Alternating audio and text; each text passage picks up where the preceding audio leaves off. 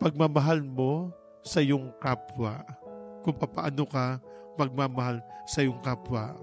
O yung sabihin po natin, paano ka magsasabi sa iyong kapwa na mayroong puwing sa iyong mga mata. O sabihin pa po natin, paano mo masasabi sa iyong kapwa na mayroong kang kamalian.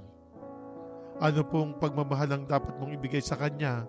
Ang ikaw ay mauna munang tumingin sa iyong sarili.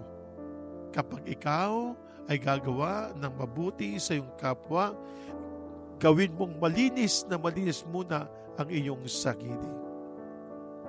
Para bang sa isang taong nagdarasal o nananalangin, meron po siyang hinihiling, hindi matutupad o hindi niya matatanggap ang kanyang kahilingan kung hindi siya totoo sa kanyang pagdarasal.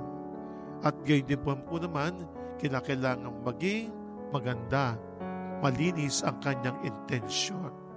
Bilang mga mananampalataya, tayo po lahat, kapag po tayo mga nananalangin, kapag po tayo nagbibigay tulong sa ating kapwa, hayaan natin pong ang Diyos na po ang magbigay nito ng katugunan para sa atin.